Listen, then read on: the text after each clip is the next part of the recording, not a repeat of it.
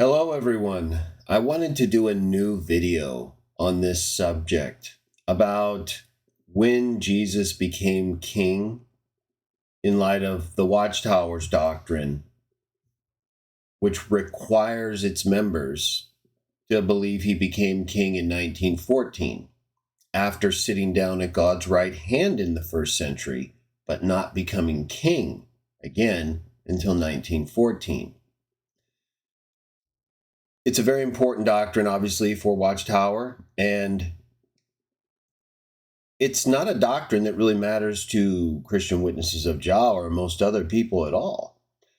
In fact, you could believe the Watchtower's 1914 chronology if you want as a Christian witness of Jah. You just can't force other people to believe it or shun them if they don't, or consider them non-Christian if they don't. It's just something you would have to believe on your own that you think is true and that you're not going to overly influence someone about because it involves chronology and end time events that you don't know fully. And you're speculating based on an interconnection of text that you think is correct. You see, it's not us who's making the big deal about this, Watchtower Jehovah's Witnesses. It's you. And I mentioned this before. But I haven't gotten into one set of texts to the extent that I believe I need to.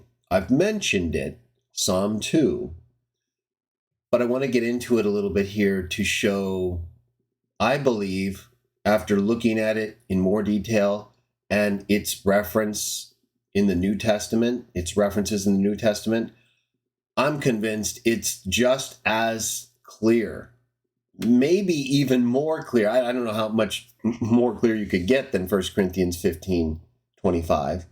But even though it says Jesus is to rule as king until God puts all, with the only exception being God, explicitly stated in the context of 1 Corinthians 15:25, all his enemies beneath his feet. Watchtower teaches something totally different, that Jesus waited for 2,000 years at God's right hand until God put his enemies beneath his feet and then became king. So Watchtower teaches Jesus became king after God puts his enemies beneath his feet. And the Bible teaches he rules as king until God does that. So it's very clear. But apparently it's not good enough for many Watchtower people. And I do understand it's not always easy to abandon a critical doctrine like this that you've been shunning people over and disfellowshipping people over and calling people apostates over and otherwise treating as basically garbage and subject to Gehenna, full condemnation and judgment and total defiance of Matthew 7. But it means that much to you where you do all those things to all these people in God's name. So I understand it's not so easy just to let go. When something's wrong and you know it, the right thing to do is to let it go. And it doesn't mean you have to let go of everything else that's clearly true. It'll just be a little more difficult for you for a while because you won't have as many people. You won't have this organization that you believe you need to that extent when the Bible doesn't say anything that indicates that such a group or size or organization is necessary. You believe it is. So I understand it's a little difficult. Just be thankful if that's the only difficulty you have to deal with as a Christian in your life, or the most significant. It could get a lot worse, Watchtower people, than having to abandon false doctrine. Either way, 1 Corinthians 15:25, not good enough for some of you, okay? Revelation chapter 1, verse 5, opening greetings from Jesus to John, the firstborn from the dead, the ruler of the kings of the earth. He's those things in the first century as he's giving greetings to John, as greetings are being given to John. So just as he's already the firstborn of the dead, he's already the ruler of the kings of the earth. And you're going to see that those two are directly related to this text or a series of texts I'm going to show from Psalm 2. And I believe prove conclusively, just as conclusively as 1 Corinthians 15:25 and all the other texts, Jesus has been king since the first century, not 1914. But for some reason, some of you reject Revelation 1:5. I haven't really heard any reason why. Some of you try to get rid of later texts like Revelation 2 and 3:21, where Jesus receives authority over nations to break them to pieces. Also going to relate to Psalm 2 in a moment. And Revelation 3:21, where he conquers, right? He dies and he's resurrected. That's conquering. And sits down on his Father's throne. God's throne, like the highest throne, right? With all authority in heaven and on earth. Matthew 28. Now, the Watchtower people who can't get let go of 1914 say Revelation 2 and 3, that's in the Lord's day. That's future. Even though he's literally speaking to first century congregations of Christians about specific things they deal with during that time and place that they don't apply today. He's just talking to them as they are, right then and there, addressing the congregations as he is, and he's telling them what has happened. I conquered and sat down with my Father on his throne. I received authority over nations. I'm going to give that to you as well if you conquer like I did. The Lord's day isn't just everything projected into the future, Watchtower people. Unbelievable how low you've sunk in your attempts to defend this false doctrine. But again, Revelation 1:5 is well before even the reference to the Lord's day is made. And that doesn't make any difference to you. So it really doesn't matter what Revelation 2 and 3 say, does it? Because you reject Revelation 1. You reject Matthew 28, you reject Philippians 2, you reject Acts 2, all that clearly state he has all authority, that he has been exalted to a superior position, given the name above every name. All knees bow to him, just like to a king in heaven, on earth, and under the ground. So they're bowing to him, but he's not a king, huh? Okay. And Acts 2 says God made him Lord in Christ in fulfillment of Psalm 110:1, the Lord to whom David is referring, that sits at God's right hand and immediately goes subduing in the midst of his enemies in verse 2. You guys claim there's a 2,000-year separation between Psalm 110:1 and Psalm 110:2, when there's no separation at all indicated in those verses. He sits at God's right hand and goes subduing in the midst of his enemies. That's why Revelation 2:26 through 28 says he's received authority over nations to break them to pieces. See, he's subduing in the midst of his enemies. That's why he's the ruler of the kings of the earth. Some Watchtower people say, well, how could he be ruling as the king of the earth if Satan's the god of this world? Well, exactly when do you think Satan became the god of this world? You mean to tell me you don't think Jehovah was king? The king of eternity wasn't king while Satan was the god of this world before Jesus came? And that he couldn't then install his son as king with all authority, just like the Bible describes, after he conquers? Tell you what, you Watchtower people have some really strange ways of defending your doctrine. Right? A day to Jehovah is 1,000 years. 1,000 years is one day. It has not been that long since the first century, and even you believe he's been ruling as king since 1914, well over 100 years, not exactly what I would consider a short period of time, but when we're considering time from the perspective of God and Satan, time's a different thing, isn't it? So it's really only been about 2 days for them. And it says Satan is the one who knows he has a short period of time. So it's time relative to him.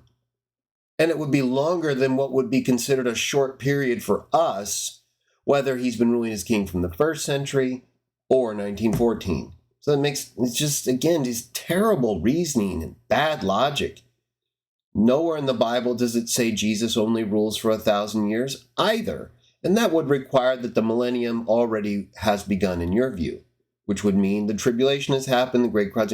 So none of it makes sense for you guys. That's why you have all these very odd applications of things like trumpets and bowls and stuff. But all right, so none of that was good enough for you. None of those texts or reasoning. I think it is, of course. I disagree completely. It's just like Trinitarians saying 1 Corinthians 8:6 isn't good enough for them. It doesn't prove our doctrine. Oh, really? Because it's like word for word our doctrine. So that's the situation you're in with 1 Corinthians 15:25, all the other texts I mentioned. Either way, maybe Psalm 2 will help you to break free from this false doctrine. I know the difficulty. I mentioned it already. You can do this. We are doing this. You will be happier doing this in many ways. You won't have to answer for any of that false doctrine anymore. Believe me, I know. I spend a lot of time doing my best defending things I believe are necessary, but you reach a point, Watchtower people, where you end up defending things that aren't necessary. We shouldn't have to be defending people about their failed predictions or false chronology. We didn't do that. You didn't do that, Jehovah's Witness person. You're not responsible for 1914. You're not responsible for 1920. None of those dates. 75, none of them. Generation, none of it. You are if you continue to teach it. But you can let it all go. Keep God the Father. Keep the firstborn son. Follow the golden rule. And you have people all across the earth, maybe not as many as you, but we only need 2 or more. Matthew 18. You have more. So you really have no excuse. I got 2 cats now right next to me. Hi, Dada. Crazy rabbits. I don't think they can fit up there, though. I sense some disaster, but I'm going to go forward anyway. I think Dada can see he can't quite get up there. But let me get back to the show. So, Psalm 2. Are you ready? Let's read it together, everyone. Watchtower Witnesses, Jehovah's Witnesses, read this with me. I think you're going to see, if you haven't already, what I'm talking about. Let's bring up the NWT, right? Especially appropriate since we're dealing with Watchtower doctrine. But even if we weren't, because I believe it's a very credible Bible, very useful, not entirely correct, and no Bible is, and all these people, and I'm going to get to this soon, Watchtower people, don't worry. Coming back to the defense of the NWT and make you feel better after all this 1914 stuff. Although, again, it's all true, so, put your feelings aside. It's not about your feelings. This is about the facts. Okay, your heart will deceive you. Look at the facts. The truth is not a feeling. It's a fact. So what kind of facts do we get from Psalm 2? Let me see if I can I'll let that. I was going to pick him up. But all right, Psalm 2, let's bring it up. Here we go. Let's just read it. It's a short chapter in the Bible, but then we're going to look at the New Testament references to it, and that's it. I think it'll be clear to all of you. Jesus was installed as king in the 1st century after he was resurrected, not 1914. You ready? Psalm 2:1. Why have the nations been in tumult, and the national groups themselves kept muttering an empty thing? Verse 2. The kings of the earth take their stand, and high officials themselves, have massed together as one against Jehovah and against his anointed one. All right, so we have a situation here, right? This is either Armageddon or something else, right? Verse 3 saying, let us tear their bands apart and cast their cords away from us. Very 1, sitting in the heavens will laugh. Jehovah himself will hold them in derision. Verse 5, at that time, he will speak to them in his anger, and in his hot displeasure, he will disturb them, saying, verse 6, Very important, because this is the part quoted in the New Testament and applied to Jesus, saying, I, even I, have installed my king upon Mount Zion, my holy mountain. Verse 7. Got dotted down. I had to contain him. Let me refer to the decree of Jehovah. He has said to me, you are my son. Today, I have become your father. Verse 8. Ask of me that I may give nations as your inheritance and the ends of the earth as your own possession. You will break them with an iron scepter, as though a potter's vessel. You will dash them to pieces. And now, O kings, verse 10, exercise insight. Let yourselves be corrected, O judges of the earth. Serve Jehovah with fear and be joyful with trembling. Verse 12, last verse. Kiss the Son, that he may not become incensed, and you may not perish from the way, for his anger flares up easily. Happy are all those taking refuge in him. It's clearly not talking about Armageddon, is it? Because it's giving the nations a chance to be corrected. In fact, right here in verse 9 are the exact words, basically, quoted in Revelation 2, where Jesus says, if you conquer, we'll read it in just a second. In fact, let's go to it real quickly. Revelation 2, that part of the psalm we just read, you will dash them to pieces as a potter's vessel. You will be given authority over nations. Jesus says basically those exact words right here in Revelation 2:26 and 27.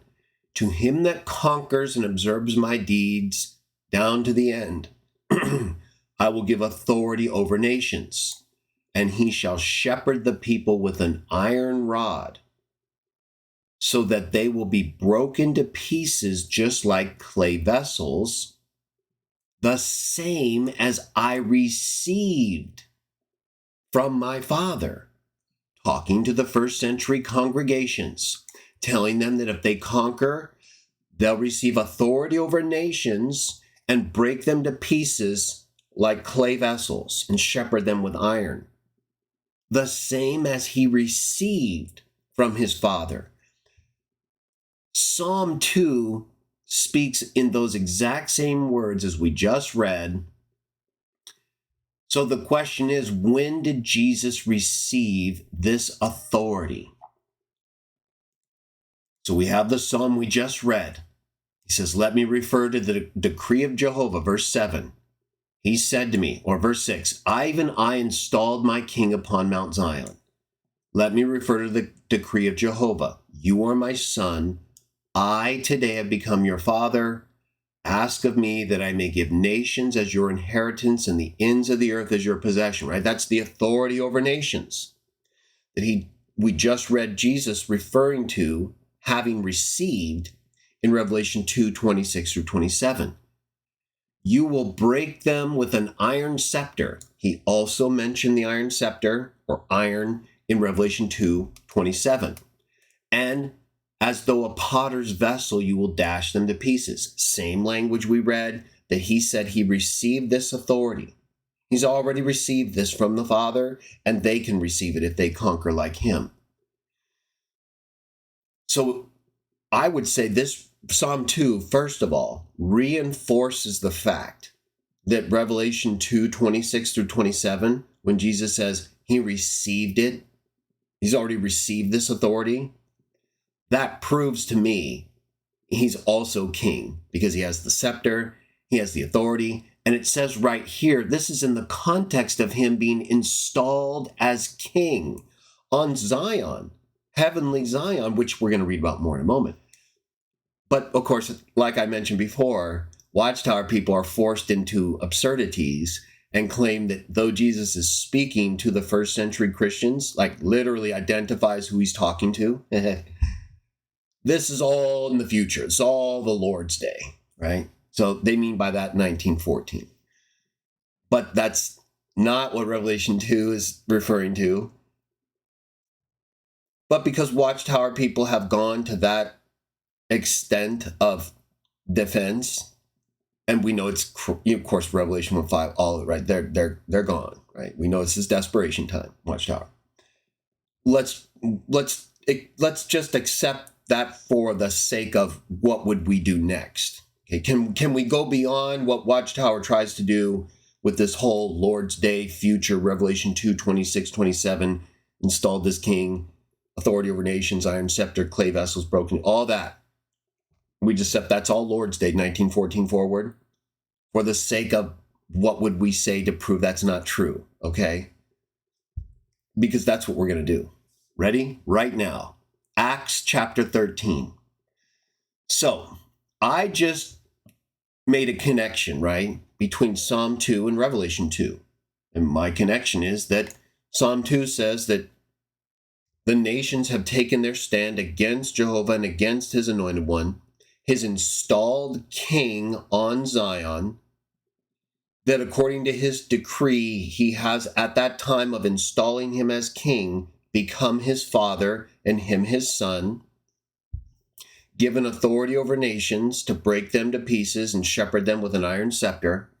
I made a connection with those prophecies in Psalm 2 and Revelation 2:26 and 27, because Jesus says he's already received all that. He literally uses the same language from that psalm and says, I already have it. We're now going to show that if Watchtower people go to desperation mode and claim that's all future in Revelation 2, and so it's not talking about him having received it in the first century, but later, 1914, for the sake of defeating that level of insanity. Acts chapter 13, verses 30 through 34. But God raised him up from the dead.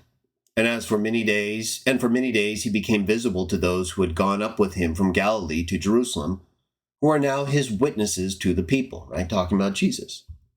Verse 32, and so we are declaring to you the good news about the promise made to the forefathers. See, the good news is already being declared, Watchtower people, right here, and in many other texts in the first century forward. Not the good news about 1914 and World War I and all that. No. Got it all wrong, but let's move on. But they're declaring the good news right here regarding this very issue of kingship. Verse 33. We're declaring to you, verse 32 again, we're declaring to you the good news about the promise made to the forefathers that God has entirely fulfilled it to us. Entirely fulfilled it to us, Watchtower people. First century. What is it that he's saying? God has entirely fulfilled to them that he resurrected Jesus, even as it is written in the second psalm. Here enters the destruction, everyone. This is it. I believe 1 Corinthians 15:25. All those other texts we've talked about, all of them are it. This is also the end. Because how are you going to explain this, Watchtower people? It says God entirely fulfilled Psalm 2 to them. You are my son. I have become your father this day. Verse 34, and that fact that he resurrected him from the dead and destined him no more to return to corruption, he stated in this way, I will give you people the loving kindness to David that are faithful. Right there, it makes it abundantly clear. Everything in the second psalm was fulfilled to them through the resurrection of Jesus. This, you are my son, today I have become your father. In Psalm 2, Watchtower people, that is immediately after he's resurrected. Unbelievable, huh?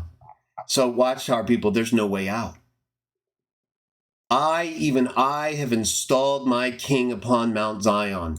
Let me refer to the decree or law of Jehovah. He said to me, you're my son. I today have become your father. When did that happen, Watchtower people? According to Acts 13, 30 through 34 that we just read. It happened in the first century, right? It was entirely, NWT Watchtower, it was entirely fulfilled to them in the resurrection of Jesus. Why? Because the resurrection is when he's installed as king.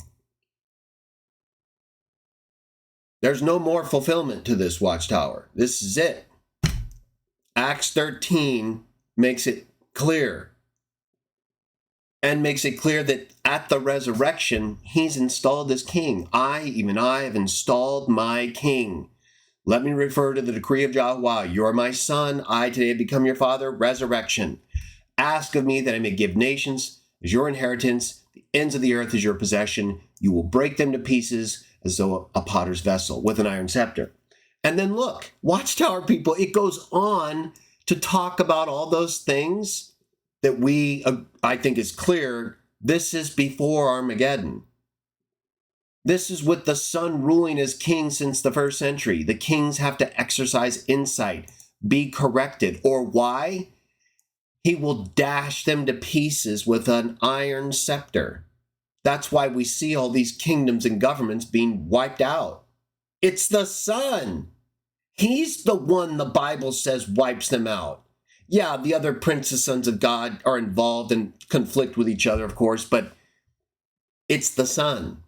Just like before the Son, it was Jehovah, even with Satan as the God of this world, it's now the Son as king, installed by Jehovah. It's his decree, with Satan still as the God of this world. That's why he's called the ruler of the kings of the earth. That's why he's able to subdue in the midst of his enemies, Psalm 110, 1 and 2. That's why they have to fear him. That's why Satan's been thrown down to the earth and has to go running around trying to create all these beasts to antagonize the holy ones and fight against the Son. Because the Son is king. Yeah, Satan's the God of this world because everything's following him. It's his system. This isn't the Son's world. He is king, though. It makes it very clear, not only Revelation 1:5, 1 Corinthians 15:25, all the other texts we've read in our other videos and I referenced earlier. Psalm 2 explicitly teaches that the nations take a stand against Jehovah and his anointed one. Sorry, no Trinity Trinitarians right there. And it's same with Psalm 110:1, right? Lord, Jehovah, done. Back to Watchtower, though, we can clearly see as they're taking their stand against him, Watchtower people. The kings of the earth take their stand against Jehovah and his anointed one. The kings and the high officials, the one sitting in the heavens, laughs at them. And then it says, at that time. At what time? At the time when the nations are in tumult and they're taking a stand against Jehovah and his anointed one, he will laugh at them and say, I have installed my king. You are my son. Today I have become your father. Ask of me that I may give nations as your inheritance. You will break them to pieces as a potter's vessel. I have already received this authority from my Father, Revelation 2:26-27. Okay, back to Acts 13, though, because that gets out of the whole Lord's Day thing, everyone. It says explicitly, Psalm 2 was entirely fulfilled to them in the resurrection. You are my son. I today have become your father, which only happens as or after he's installed as king. It's basically simultaneous, right? The resurrection, receiving all authority, sitting at the Father's right hand. They're not necessarily like momentarily simultaneous. They're all happening at the same time. And so while Jesus stayed on earth for some time after his resurrection to appear to them and to accomplish certain things, he had already received the authority. Okay, this is a done deal. And then he returned and actually sat down on the Father's throne. So this is it, everyone. He has become king at the resurrection. That's why he said, all authority has been given to me. He's been resurrected. He's appearing to them, and he said, I got it all. Philippians 2, exalted, superior position, name above every name, all knees bow to the glory of God the Father. We're not done yet, though, Watchtower. There's even more proof than Acts 13, 30 through 34 that Psalm 2 was fulfilled in the first century. Let's go to Hebrews chapter 1. Hebrews chapter 1. And we'll read verses 3 through 5. We've read this often in regards to the Trinity. But as you're going to see, this explicitly refers to Psalm 2 and proves our point once again. Verse 3, he's the reflection of his glory, the exact representation of his being. He sustains all things by the word of his power. Okay, right here. Now focus. This is critical you understand, because Watchtower people get lost in this because they're going crazy. After he had made a purification for our sins, he sat down at the right hand of the majesty. Yeah, that's clear. Even Watchtower people agree with us there. They just think he didn't become king right here. Verse 4, so he has become better than the angels to the extent he inherited a name more excellent than theirs. Sorry, no Trinitarians back in 1914. Verse 5, Watchtower people. For example, to which one of the angels did he ever say, you are my son? I have become your father. And again, I myself shall become his father, and he himself will become my son. What is it talking about here, Watchtower? It's talking about after he sat down at the right hand, right? And then verse 4 says that means he became better than the angels. Right after stating he made a purification and sat down at the right hand of majesty, it says so he became better than the angels because he's got a more excellent name than theirs. Verse 5 then gives an example of what he's talking about. Sat down at the right hand of the majesty, became better than the angels because he's got a better name than them. Here's an example. This is what I mean. Verse 5. And he quotes Psalm 2. Watchtower people, the part of Psalm 2 he's quoting and that Acts 13 quotes as regards the resurrection is immediately after he's installed as king. Or it's in sequence with the verse, but it's basically it's all happening at the same time. Just like your Psalm 110:1 and 2, there's no separation. It's just all happening at the same time. There's no separation you can prove. You haven't proven nothing. You guys don't have anything, and yet you continue to run around judging us as if we have nothing. You at best have a speculative view of chronology and application of prophecy that's not really credible, but even if it were slightly credible, that's all you've got.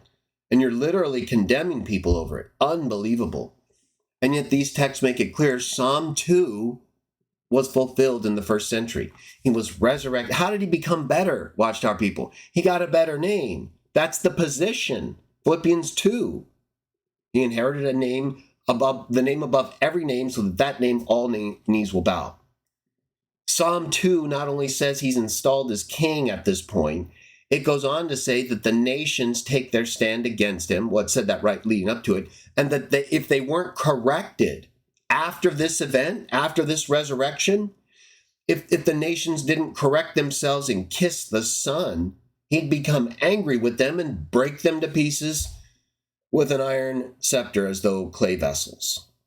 Right? It's all happening and it has been happening. There's no delay in that happening. The resurrection clearly happened in the first century, and that is the fulfillment of Psalm 2, according to Acts 13 and Hebrews 1. They both involve receiving a name or position better than the angels. And in Acts 13, it says Psalm 2 was entirely fulfilled to them in this event happening. There's more. Hebrews chapter 5.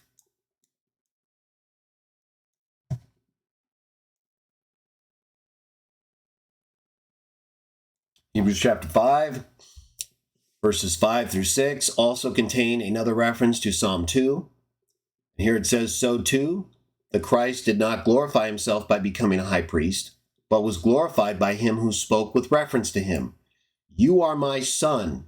Today I have become your father." This is all past tense it's talking about. Verse 6, just as he says also in another place, "You are a priest forever according to the manner of Melchizedek." These are all things that happened after his resurrection. Watchtower agrees with that second part in verse 6. I think they also agree, verse 5, the part of Psalm 2 that talks about, "I today have become your father," is referring to his resurrection, but they also apply it to 1914 with regard to this installing as king and kissing the son, when it's all preceding and followed by, or that the resurrection is preceded and followed by those events. It's not separate from them. It's the resurrection that marks the point of the installation of the king and of him being the one that the nations need to kiss, or he's going to become angry with them and break them to pieces, like he has already received, according to Revelation 2. Not done, Watchtower. Got a lot more.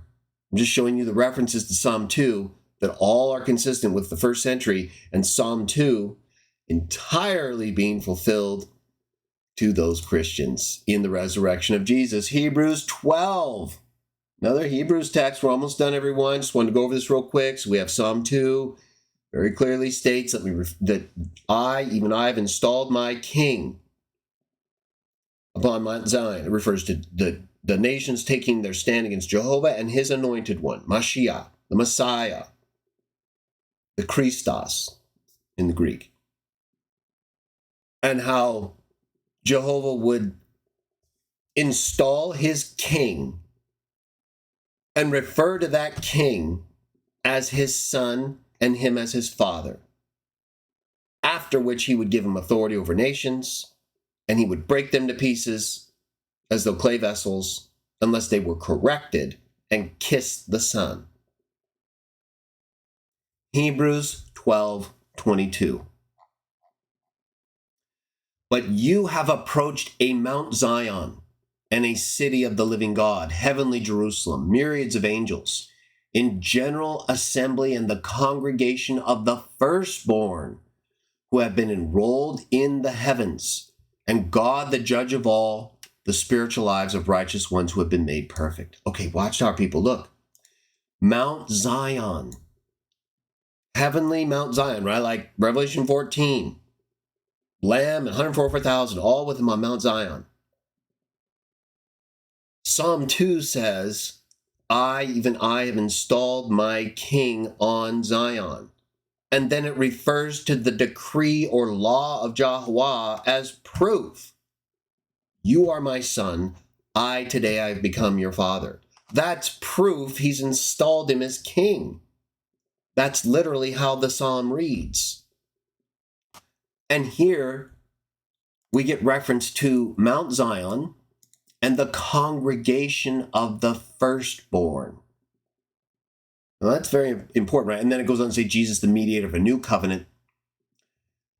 But this Mount Zion, so see, I believe it, as I've stated in Acts 13 and Hebrews 1 and Hebrews 5 clearly shown, Psalm 2, you are my son, today I have become your father, refers to the resurrection, and Psalm 2 being entirely fulfilled to them, according to the NWT in Acts 13, as God installed his king on Zion, right here,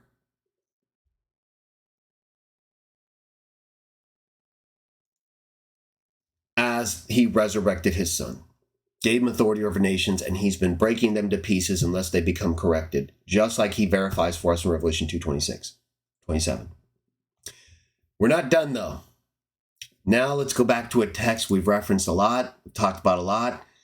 But now that you've read all this about Psalm 2 and today I have become your father, and how this is clearly applied to the resurrection of Jesus, right? So The resurrection of Jesus is the fulfillment of Psalm 2.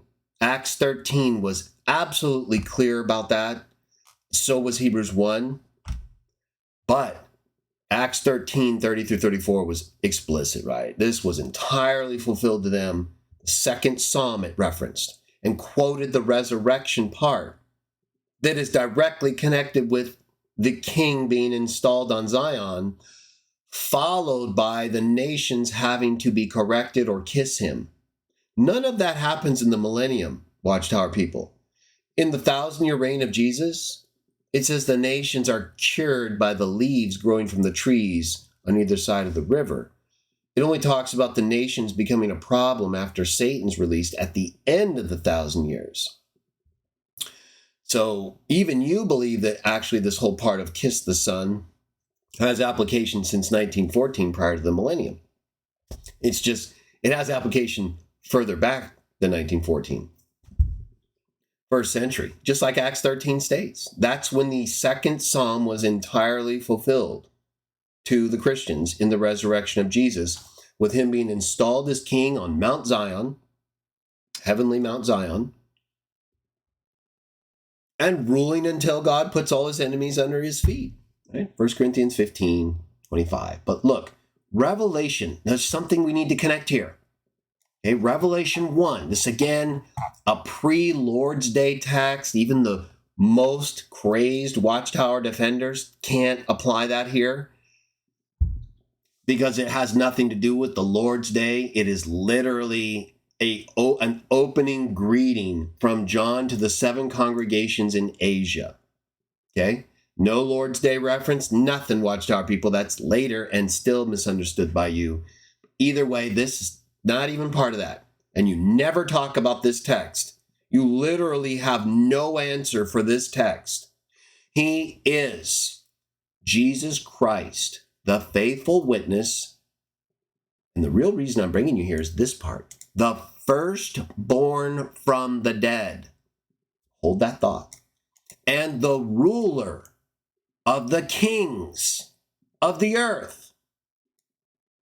That's who's giving greetings to the 7 congregations in Asia in the first century, Watchtower, before the Lord's Day is brought up, okay? The ruler of the kings of the earth. But look at what he's called as well. The firstborn from the dead. You see how those two terms are directly connected with each other? Right? Same with faithful witness. The firstborn from the dead, the ruler of the kings of the earth. Well, in Psalm 2, as we read, Watchtower people, it's talking about the resurrection in connection with him being the ruler of the kings of the earth. Look at it. The kings have taken their stand and high officials massed together. Let's tear their bands apart. One saying the heavens will laugh. I've installed my king on Zion. Here's my decree. You are my son. I today have become your father. Ask me that I may give nations as your inheritance, the ends of the earth as your possession. You'll break them to pieces as though a potter's vessel with an iron scepter. Be corrected, O kings. Exercise insight. Kiss the Son, that he may not become incensed with you. Happy are all those taking refuge in him. That's the ruler of the kings of the earth. Okay, so all these kings presented here, Watchtower people, they have to go to the ruler of the kings. That's Jesus. This psalm is literally describing what's happened since the first century and Jesus was resurrected. That he was installed as king on heavenly Mount Zion, that he was resurrected to that position, and that he received the nations as his inheritance and will break them to pieces if they don't listen to him. They have to be corrected, or he becomes angry with them and breaks them, just like he says in Revelation 2, 26 through 27. So it's over, everybody. There's no way out of this. The resurrection of Jesus is explicitly tied to Psalm 2 and the events that involve him being installed as king, after which he would rule over the nations and break to pieces those who don't listen to him, or they could be corrected and take refuge in him, which is exactly what we see happening today and we'll see continuing to happen all the way until Armageddon, and these kings of the earth are destroyed. We'll have a similar thing happen later at the end of the millennium when the cured kings of the earth, the nations, are then influenced by Satan. That's not what this is talking about here. That's why Jesus already refers to it as him having received it. And Acts 13 and Hebrews 1 clearly show, along with Hebrews 5 and Hebrews 12, this Psalm 2, was fulfilled in the first century. That the resurrection of Jesus is what led to him being installed as king. That's why he says in Revelation 3:21, I conquered and sat down with my Father on his throne. The Bible clearly teaches that Psalm 2 was fulfilled in the first century entirely, according to the NWT, as a result of Jesus' resurrection, which would only be possible, according to Psalm 2, if he's been installed as king and then continues to reign as king and break the nations to pieces while the other Christians are giving their life, conquering, so that they can receive the same authority, according to Revelation 2:26-27. But he's already received this authority. That's why he's called the ruler of the kings of the earth in Revelation 1:5. Why 1 Corinthians 15:25 says he is to rule as king until God puts all, with the only exception being God, his enemies under his feet. The firstborn from the dead is a fulfillment of Psalm 2. It's the resurrection, isn't it? He's the firstborn from the dead. You are my son. Today I have become your father.